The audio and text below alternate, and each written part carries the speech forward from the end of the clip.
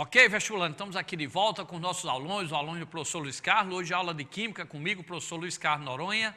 Ok, vestibulando, estamos aqui de volta com nossos alunos, o aluno do professor Luiz Carlos, hoje aula de Química comigo, professor Luiz Carlos Noronha, mandando um abraço aí para meus familiares, minha irmã, doutora Solange, lá em Apodi, né, na nossa terrinha, e aí abraço todos os nossos conterrâneos e familiares e também aos demais municípios aí do nosso estado que acompanham nossas aulas. Um abraço aí a vó Lúcia, que é a esposa da minha esposa, que é vó da minha esposa, a doutora Magda, né? Vó Lúcia é lá de Açu, né? A mãe da beatificada pela Igreja Católica, a irmã Lindalva, né? A primeira santa genuinamente brasileira. Então, a sua aí, um abraço a todos os familiares também. Vamos embora e vamos para mais uma questãozinha sobre propriedades coligativas. Já vimos, ó, para cá. Valeu, Neto, volta aqui, Jonathan. Já vimos que tem lá um recipiente com a água. Se eu coloco um soluto dentro dela, por exemplo, sal, a temperatura de ebulição aumenta, se for a nível do mar,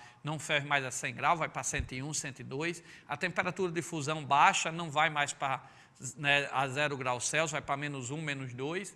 E a pressão máxima de vapor também diminui. Ok? Então vamos ver agora, já que uma solução muda a propriedade de um solvente, por exemplo, se o soluto for colocado dentro d'água, muda essas propriedades da água, como eu falei, muda a temperatura de ebulição, que aumenta, muda a temperatura de fusão, de congelamento, que baixa, muda a sua pressão máxima de vapor, ok? Passa a ser uma solução, tem uma pressão que a gente chama pressão osmótica, e vamos olhar aí, dando numa solução, como é que eu sei qual é aquela que vai ter menor temperatura de fusão ou maior temperatura de ebulição. Dá uma olhadinha aí na questão, mais uma questão desse tipo aí, ó.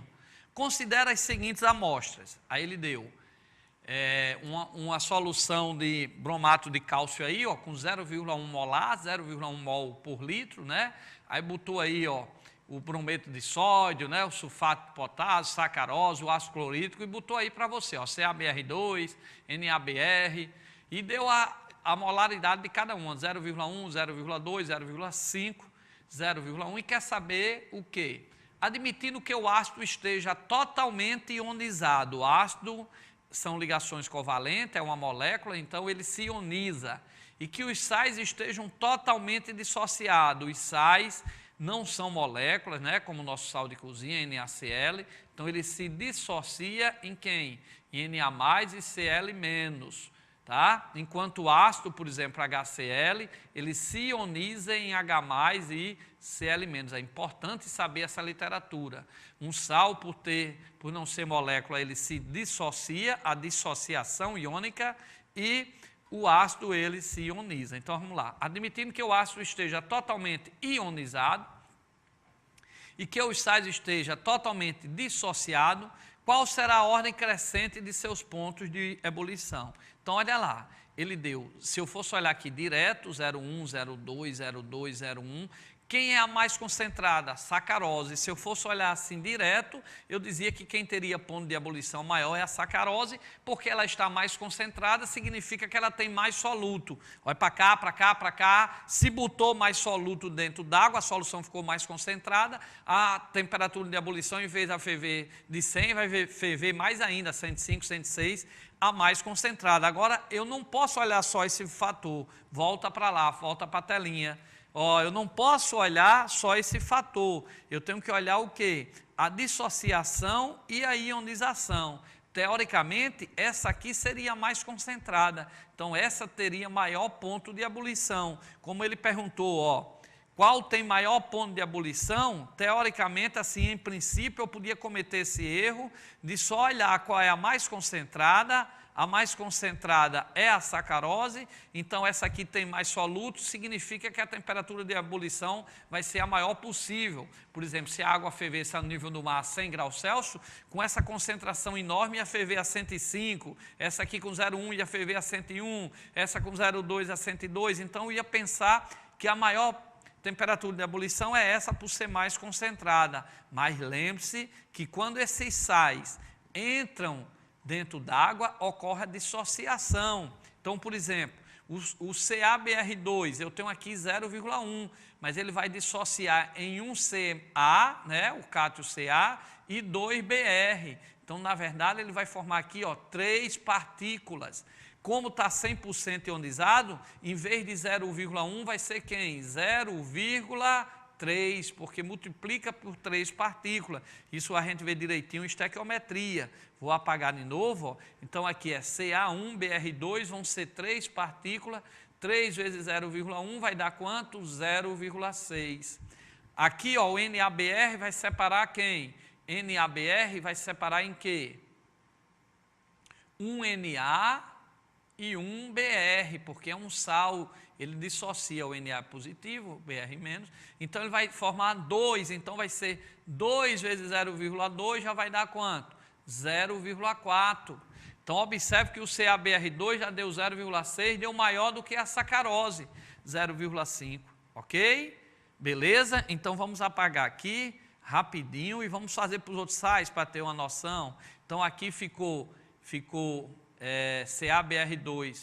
CaBr2, vamos fazer devagarinho, eu disse 0,6, mas no caso multiplica por 0,1, então vai ficar, ó, 1Ca mais 2 íons Br vai ser 3, 3 vezes 0,1 vai dar quanto? 0,6, não esqueçam de ver esses íons, o NaBr fica 1 Na, 1 Br, vai ficar 1 mais 1, 2, 2 vezes 0,2 vai dar quanto? 0,4, olha o K2SO4, K2SO4 vai ser 2K e 1SO4, 2 mais 1 vai dar 3, 3 vezes 0,2 vai dar quanto? 0,6, a sacarose continua 0,5, ela está certa, é um composto molecular, o ácido está 100% ionizado, então vai formar um Na, um H+, e um Cl-, vai formar 2 partículas, 2 vezes 0,1, vai dar 0,2. Então, observe que a maior de todas foi quem? 0,6, foi o número 3. Então, o número 3 é que vai ter o maior ponto de ebulição, tá certo? Enquanto o que deu menor foi exatamente quem? Opa, aqui eu botei 0,6, é 0,3, estou insistindo em errar. Deixa eu fazer de novo, é ao vivo, mas vamos fazer aqui bem devagarinho, tá? Que eu já fiz isso 2 vezes. Olha, o CaBr2 vai separar em um Ca+, e 2 Br, então vou ter 3 partículas, então vai ficar 3 mols, né, vezes 0,1 aí, ó, vai dar 0,3 mols por litros, ok? O NaBr, ó, vai separar um Na, um Br, vai dar 2, 2 vezes 0,2 vai dar quanto? 0,4, tá? Agora o K2SO4 vai ser 2K+, e 1 SO4, então vai ter 3 partículas. 3 partículas vezes 0,2 aqui, ó, vai dar 0,6. A sacarose não muda, continua 0,5. E o HCl vai ficar 1H+, 1 Cl-, 2 partículas, vezes 0,1 vai dar quanto? 0,2. Então, quem é que vai ter o maior ponto de ebulição? Em princípio, a gente pensava que era a sacarose, por ser 0,5. Mas eu tenho que levar em consideração a quantidade de íon gramas por mol. Então, observe que o maior vai ser o K2SO4, que é 0,6. Se o K2 aqui é o mais concentrado, ele é que vai ter a maior temperatura de ebulição. Então, ele vai ser o último, que ele quer em ordem crescente. Então, o K2SO4 vai ser o último, vai ser o maior de todos. Depois dele vem quem? 0,5, vem a sacarose. Depois vem quem? A sacarose é o 4, né? Tá certo? A sacarose é o 4. Então, deixa eu só apagar ali. A sacarose é o 4, ok? Então, vou botar aqui, ó. O segundo maior vai ser quem? A sacarose. Então, vou botar aqui o 4, ó. Depois, quem é o outro maior? 0,6, 0,5, esse aqui, 0,4, que é o 2, ó, o NaBr. O NaBr, então na ordem crescente vai ser esse. Depois vai vir aqui, ó, o 1 e depois vai ser o menor, vai ser 0,2, o 5. Então na opção, em ordem crescente, qual que começa com 5? A letra D. 3 é o maior, que deu 0,6. A sacarose é o 4, que deu 0,5. E assim vai nessa ordem, ok? Então, mais uma vez repetindo, ó, a gente olhando aqui, ó, qual dessas soluções vai ter o maior ponto de ebulição? Quando eu botar esse composto dentro d'água, em princípio, se eu não alertasse bem, eu ia dizer que o sacarose é o mais concentrado, então é quem teria o maior ponto de ebulição. Mas eu acabei de mostrar a vocês que o K2SO4 separa em 2K+, e 1 SO4, tá certo? Menos 2. Então, o que acontece? 2 mais 1 vai ter 3 partículas. Quando cá para o 0,2, vai dar 0,6. E 0,6 é maior que 0,5. Então, o K2SO4 vai ser o maior de todos. Então, a gente acabou de ver aí, ó, que esse aqui vai dar 0,6, ele vai ser o maior de todos. Então, o que vai ter maior ponto de ebulição é o 4. Depois vai ser o sacarose, o maior ponto de ebulição vai ser você estava acompanhando, entendeu direitinho o que eu falei, vai ser o K2SO4, que vai dar 0,6. Esse aqui é 0,5, então o 3 vai ser o maior de todos. Seguido de quem? Do sacarose, que é o 4.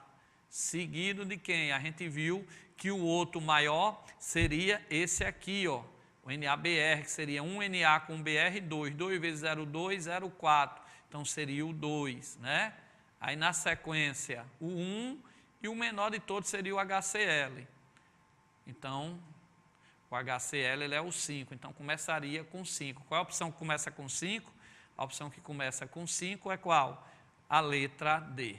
5, 2, 1. Ok? Então, só fechando essa questão, vamos voltar aqui, ó. Ele quer saber, se isso cai no Enem, dessas daqui, qual é que tem maior ponto de ebulição? A mais concentrada. Essa é 0,1, essa é 0,2, essa é 0,2, 0,5, 0,1. Eu ia pensar que essa, a 4, teria o maior ponto de ebulição por ser mais concentrada. Mas lembre-se que vai ser a terceira, porque o K2SO4 é um sal, ele vai separar em 2K, né, para balancear, 2, e 1 SO4. Nós vamos ter aí, ó, 2 mais 1, 3 partículas. Quando multiplicar por essa concentração 0,2, vai dar 0,6. Então, vai ficar assim, ó. Essa aqui que aparecia ser a maior, 0,5, mas na verdade é essa aqui que é 0,6. Então, qual vai ter o maior ponto de ebulição? A mais concentrada, a número 3 é a maior ponto de ebulição, ok? Cuidado com essa questão, pessoal. Não vá marcar direto 0,5. Lembre-se que o sal ele se ioniza, o K2SO4, né, vem de uma base forte, né, da família 1A, então ele sempre se ioniza 100%. O problema falou que a ionização era 100%, totalmente dissociados, então eu tinha que ter cuidado, ok? Qual é o erro dessa questão lá no vestibular? Que vai marcar 0,5, que é a mais concentrada, e esquece que 0,2 está aqui, mas na verdade ele é 0,6, como eu expliquei, porque é 2K+ e 1 SO4, 2 mais 1, 3, 3 vezes 0,2, 0,6. Para cá, para cá, para cá. Vamos para mais uma questão aí de propriedades coligativas. Acompanhe aí a questão. Considere o texto adiante. Se as células vermelhas do sangue forem removidas para um blecher, um recipientezinho, um copo contendo água destilada, a passagem da água para... Aí ele perguntou aí lá na resposta tem dentro, fora, tá? Vou botar aqui, ó, dentro, fora, fora, dentro, tá? Então vamos voltar lá e eu já vou respondendo. Se as células vermelhas do sangue forem removidas para um becker, um copo, um recipiente, né, contendo água destilada é água pura, não tem flúor, não tem cloro, não é como essa água da Caerne, que é uma mistura, não é como a água mineral, que é uma mistura, tá certo? Vem sais dissolvidos na água mineral. Isso não quer dizer que elas sejam impuras, eu estou dizendo que elas são misturas. A água pura, a água pura mesmo como substância é a água, a gente chama água destilada, ok? A passagem da água para... Então, pessoal, é para cá, para cá, para cá. Se você pegar um becker e colocar nesse becker, você colocar água e colocasse uma célula vermelha do sangue, o que é que acontecia? A água ia passar para dentro da célula, tá certo? porque ela ia passar para o meio mais concentrado, ela ia passar do meio menos concentrado, no caso a água pura era só água, ela iria para uma solução mais concentrada, que a gente chama de hipertônico. Então passa do meio hipo, de menor concentração, para o meio hiper, de maior concentração.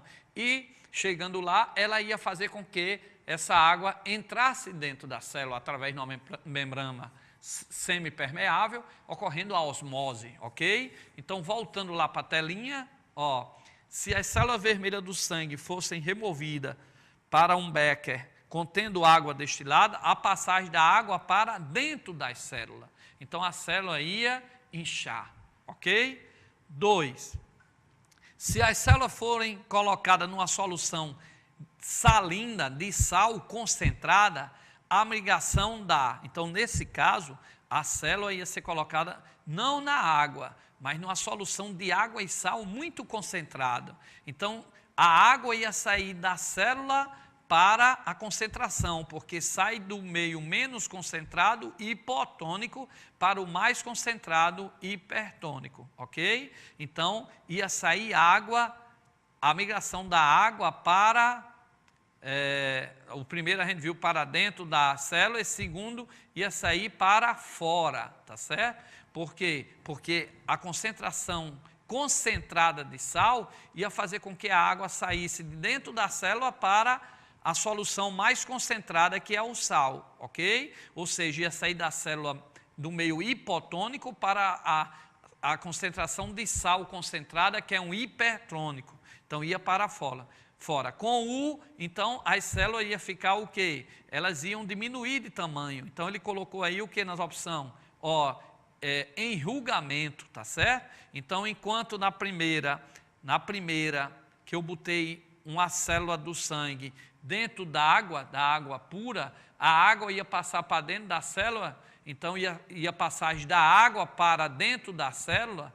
Na segunda, quando eu coloquei a célula numa solução que continha água e sal, bastante sal, então a água ia sair para fora da célula e com isso a célula ia ocorrer um enrugamento, ela ia diminuir de volume, ela ia enrugar. Então, no primeiro caso, colocando a célula dentro d'água, a água ia para dentro da célula, ela ia aumentar de tamanho.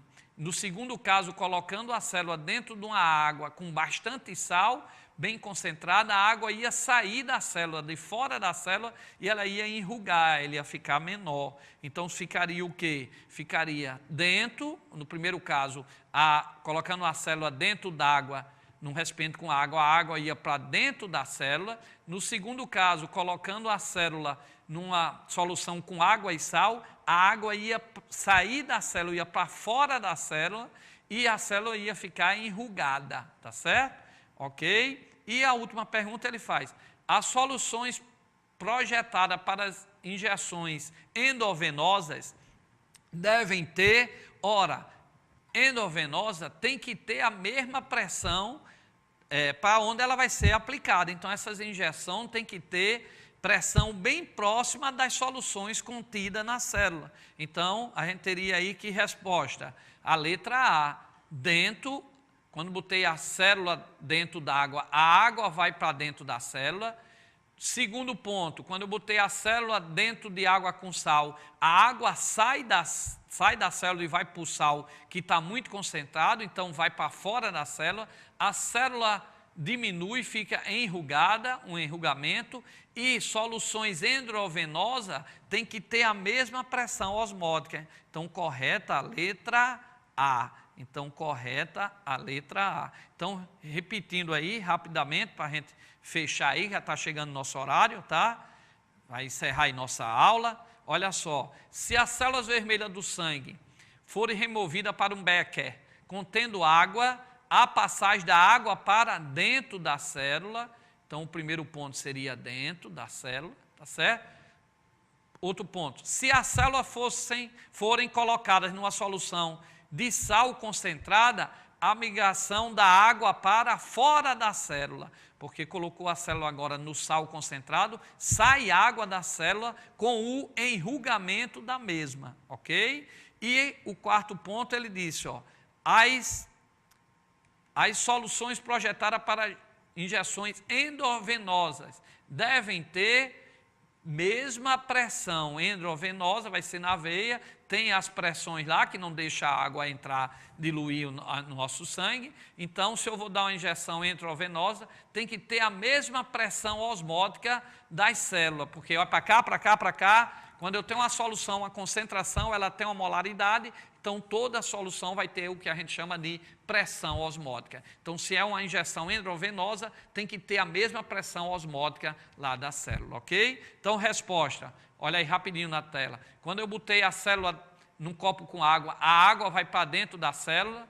Quando eu botei a célula num copo com água e bastante sal, a água sai da célula, ela fica enrugada, e quando eu dou uma injeção endovenosa, a solução lá da injeção tem que ter a mesma pressão osmótica lá da célula, ok? Vai lá no nosso blog e estuda lá. Você que está fazendo Enem, concurso, aulas particulares para seu filho, é só pesquisar lá no nosso blog que você encontra a sua aula e o assunto, ok? Com alguns dos melhores professores de Natal. Eu, professor Luiz Carlos Noronha, vou ficando por aqui. Todos os domingos estou com vocês aqui, a partir das 21 horas até as 22 horas com vocês, ok? Fiquem com Deus.